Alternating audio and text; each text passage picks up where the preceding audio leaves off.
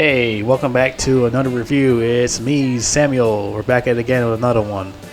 So now, a lot of people requested me to do a review on this movie called The Texas Chainsaw Massacre from 1974. And now, when this movie came out in 1974, it was very controversial because all the heavy blood and gore it had in here. A lot of, crazy fucked up shit happened in this movie, I can understand it because, hey, I really enjoyed it for what it was, I think this movie's a fucking classic. I really enjoyed this character, Leatherface. But, I can understand why it was so controversial because there's like a lot of fucked up shit happens in this fucking movie, I mean, it's a horror film. Of course, a lot of fucked up shit happens, It's supposed to be like that. But this movie is a classic, and this movie does not get the credit that it deserves, like these other slasher films that come after this film, like Halloween, Friday the 13th, Nightmare on Elm Street, etc., etc., etc. All these films were based off of Leatherface's movie, Texas Chainsaw Massacre. If this movie did not exist, none of these other films would not exist at all. I'm being fucking dead ass serious. If it wasn't for this movie, it would have been no Jason, no Michael Myers, no Freddy Krueger. I'm telling you. If this movie did not exist, those wouldn't exist at all. I'm dead ass serious. This is what created all these slasher films. This is what started it all. This movie came out way before Halloween and Friday the 13th. This movie came out in 1974. Halloween came out in 1978. 4 years after this film. So basically, John Carpenter did watch this type of film, and he came up with his own idea and created Michael Myers. Same one with Friday the 13th. I forgot who created Friday the 13th. I don't know who it was, but I forgot who created that. Freddy Krueger was created by Wes Craven, so he probably got the idea from, watching Leatherface in Texas Chainsaw Massacre. He came up with his own idea because of this movie. That's what I'm thinking to myself, like, this movie does not get the credit it deserves like those other films did. Everybody always talks about Halloween and Friday the 13th and Nightmare on Elm Street, but this movie doesn't really get talked about much, even though they still make movies of this guy still. A new one came out this year, and I heard it sucked balls, but they're still making movies about the guy. People still watch it. People still know who he is, but still, he doesn't get the credit that he deserves like all these other slasher characters do. But this character, I really like this fucking character, Leatherface, man. He is funny as shit. He's crazy as fuck. And I really liked it. I really liked the idea they came up for this character, He's this fucking, crazy, fucked up hillbilly dude wearing a fucking crazy ass mask and big ass chainsaw, making all these fucking pig noises and shit. Like, that shit's fucking hilarious, all these pig noises and shit. And you had this hillbilly fucked up family who's like cannibals and shit, And, they chop all these motherfuckers up and shit, And they got these hot, sexy chicks in this movie, too. Got some fine-ass chicks in here wearing these sexy-ass shorts and stuff, But, yeah, like, this movie, it's great, man. It's a fucking classic, man. Especially those sequels. I haven't watched them yet, but I looked at the trailer. It looks pretty good, the trailer to those other films. It's the second one and the third one. I'm going to watch those next after this fucking one, I'll tell you that. Like, this movie doesn't get the credit it deserves, like I said before. If you want to watch this movie, it's like free on Tubi if you want to watch it. You can go ahead and like watch it on there because it's free. For some reason, only Texas Chainsaw Massacre 1 and 3 are free on Tubi. The second one is on a fucking one of those paid subscription things, one of those streaming services. I'm thinking to myself, that makes no sense. Like, how the fuck you got the first one, the original first one, and the third one on Tubi, but not the second one on the fucking Tubi? I don't get that shit. It makes no fucking sense. It's like, what? Well, anyways, yeah, it's pretty fucking retarded, but yeah. They had like 1 and 3 on Tubi, but the second one's on like, I forgot what the second one's on. I think it's like, it's not Amazon. I think it's Amazon's or fucking, I think it was HBO Max or some shit like that. I was like, what the fuck's that doing on there? Like, I'm surprised because Leatherface is like not big like Halloween and fucking Friday the 13th. I'm like, how the fuck did he get on one of those streaming services? Especially the second one. Shouldn't the first one be on there? Oh, I forgot. It's too controversial, so that's why that's not even on there. So people will be like, all uppity about that movie probably if that was on one of those streaming services. But yeah, fucking Texas Chainsaw Massacre, man. So like, it all starts off where this cannibal guy got all these fucking people in his van. Well, this high-ass hippie van, because this movie came out in the 70s, so, you know, everyone's on their fucking drugs and shit. A lot of fucking hippies on these high-ass drugs and stuff, you know. So all these hippie-ass people are in this fucking van. Got this fat turd guy in a wheelchair. You got this these sexy other chicks on there, and you got these other fucking hippie dudes. And this dude was talking about this and that, about the family, this and that, on the fucking, at the house, and this, you know. So his thing is he loves like taking these fucking people and bringing them to their hillbilly cannibal house and, you know, eat them and shit and, you know, fuck them up and all that. I really love the fucking, you know, the camera angles in this movie also, especially the part where the girl in her shorts is like walking inside to go inside the house. Like the camera's like really low down. I love the way they shot that camera when she's like walking into the house, you know, in her shorts and stuff like that. I was like, it is so perfect how they shot that. Like, I wish there was like more movies like that shoot the camera in that type of angle, the way they did it, you know. Nobody's like creative with the camera anymore like they used to be. Now it's all about like this shaky ass shit now. This annoying shaky ass fucking camera. Like, why the fuck they do that shit? Why do they keep shaking a goddamn camera like that? Like, it's like some guy's jacking off or something like that, or I don't know, maybe he has ADHD, or like, what the fuck? Like, who the fuck's gonna watch a movie where the camera keeps shaking around like that? Like, that's not, because they think it's like realistic or something like that. That's why they fucking do that shit. But the camera angles were amazing in this movie, man. The way they shot the camera angles, this and that, how they move it around in the perfect spots, you know, no shaking and stuff like that, because it's the 70s, and they didn't shake no fucking cameras yet till like the 2000s with that fucking Jason Bourne shit. Jason Bourne is what started all the shaky camera shits.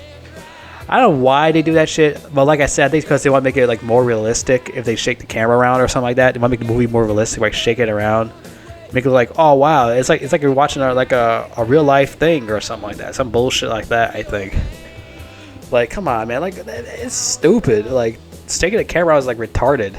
Like, it's like someone's having a fucking heart attack or a seizure or something. Like, come on. Like, nobody's gonna sit there still and watch a movie and just keep shaking the camera around like that. But anyways, yeah, this is like I think it's like a B-rating movie, not B-rating movie, but it was like a low-budget ass movie, and I love low-budget movies like this, man. If only we had like more movies like this, like low budget, have it like shot like this, you know. I mean, even if it's low budget, this generation, they still gonna do it fucking wrong anyways, regardless, you know. They're still gonna like fuck it up somehow. So this movie made about at least. Well, not made yet. I'm not like I mentioned that one part yet, but the budget is at least $80,000 to $140,000 as a budget, and the box office is $30 million. That's a lot of fucking money, especially in 1974. That's a lot of fucking money, man. This movie made a fortune. But guess what? The guy who played Leatherface, Gunnar Hansen, rest in peace, he only made at least $800 for this movie. That's right. The guy who played Leatherface back in the 1974 only made $800 playing Leatherface. And that's a goddamn shame, man. He deserves way more money than that to play Leatherface. Like, Jesus, $800? I mean, in the 70s, it was worth a lot of money if you think about it, $800. You know, that's still pretty fucking cheap to give a fucking actor for, you know, $800. He should have got way more than that. He should have got at least like $30,000 at least. $800, like, what the fuck? Because I read here in the article, he only got paid $800, and he was like pretty pissed off about that shit. Gunnar Hansen was. Yeah, like, what the fuck? That's all you got to pay the fucking guy? He played fucking Leatherface, only give him $800? That's a goddamn shame. But yeah, so you know how this movie goes, you know how these slasher films go. So, like I said, he invites all these people over to the house, you know, for dinner, to eat them for dinner. And, you know, fucking Leatherface hits one guy in the head, kills him.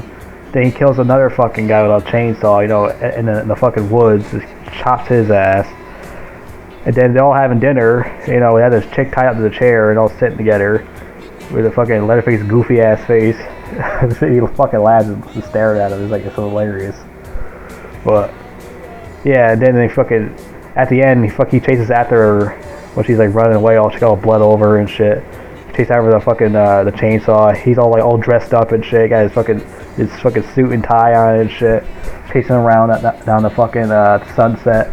And she fucking escapes into a car. And the thing is, when he gets frustrated and pissed off that one of his fucking victims escapes and shit, he does this little frustrated chainsaw dance and shit. He started fucking shaking around his fucking, not shaking around, he started like swarming around his fucking his chainsaw and shit, pissed off that he couldn't kill her, but she got away in a pickup truck and shit.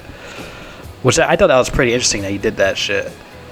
That's like a great way how to end a movie. He started doing that frustrated fucking chainsaw dance and shit. Like, I find it should be very, very interesting when he did that shit, to be fair. I thought it was a great ending. Him just dancing in this fucking sunset, frustrated. Great fucking ending. So, the thing is, you'll never see a movie like this ever again. Especially in this generation. You'll never, ever, ever see a movie like this ever again in this generation. Like, do you guys really think Generation Z can handle a movie like this? I don't fucking think so. I don't think they're gonna handle a movie like this. They'll quit after I give it about 10 minutes and they just stop watching and they go watch some fucking Hello Kitty or something, or My Little Pony. They will quit after 10 minutes watching this shit. They won't even last long. But the thing is, there's a remake of Texas Chainsaw Massacre which came out this year, 2022, and I heard it was very, very awful and bad acting, bad storytelling, which that's not surprising because this is 2022. There's a lot of bad movies with a lot of bad actors and bad writing and stuff like that, you know. It's not surprising to see something like that. And I don't know any of these people in this movie. I mean, the 1974, nobody knows anybody that knows people either, so. But like I said, nobody can write a fucking, a movie in this generation. They all suck ass, a bunch of fucking amateurs. They can't direct. Always with this stupid shaky camera crap. I'm sick and tired of that shit, honestly. When are they gonna stop doing that crap? Ever since fucking Jason Bourne movie came out in 2003 or something like that, they never stopped doing it. Or 2002, they never stopped doing that shit. It's so annoying. But, so after the original Texas Chainsaw Massacre in 1974, it took 12 years later for a sequel to come out. It came out in 1986. It's called The Texas Chainsaw Massacre 2. Now, I haven't seen it yet, but it is less violent than the first movie. Less violent, more goofier. Then, 4 years later, it came out with Texas Chainsaw Massacre 3 with more recognizable actors like the dude from Lord of the Rings, Ken Foree from those other horror films, and Kenan and Kel.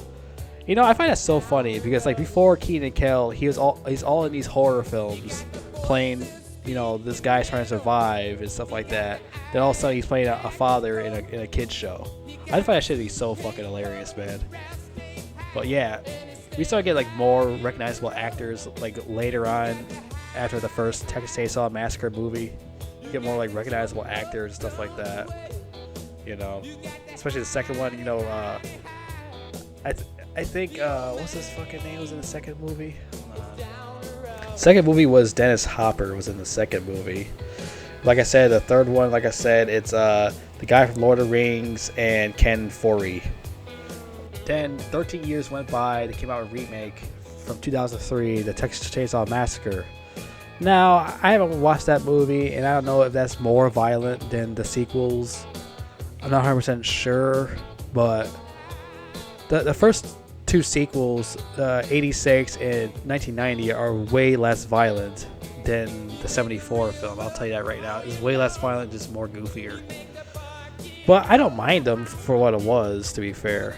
And the remake of Chainsaw Massacre from 2003, Jessica Biel is the main chick, and I said a lot of things about that chick. She's pretty fucking hot. And I heard a lot of good things about the remake of 2003. And a lot of people said it was bad. A lot of people said it was great. So Maybe I'll watch that, but I'm not 100% sure. I want to watch the sequels first. The original sequels to the 74 film. I want to watch those first, and maybe I'll watch the 2003 remake. But afterwards, I'm not sure about watching those other ones because a lot of people said those are awful. The 2006, I heard 2013 was pretty bad, or that Leatherface movie from 2017 is awful. I heard a lot of bad things about those movies, so I'm not 100% sure I want to watch those. But the one called The Beginning, I don't know. It says Arlie Ermey's in there. He plays a sheriff. Jordana Brewster plays the main chick. I don't know. I don't know about those. You know, I don't know after 2003 is even good. I don't know. I don't know if I want to trust it. But like I said, I don't know if the 2003 remake is more violent than the 86 and 90 film. It probably is, but I don't know. We'll see if I watch that or not. But that's it for this review, though. This movie's a classic, you know. Try it out if you want. Oh, yeah, by the way, I like this more than the Halloween film, to be fair. I like this a lot more than the Halloween film. Another thing is, they're coming out with a fucking Texas Chainsaw Massacre game next year. Since the guy made the other one, the Friday the 13th, and it was successful, he's making a game out of this. And it's based off the 74 movie. So maybe I'll buy it, you know. Maybe I'll play that shit. It'd like to be a lot of fucking fun. Run the fuck away from this guy, you know.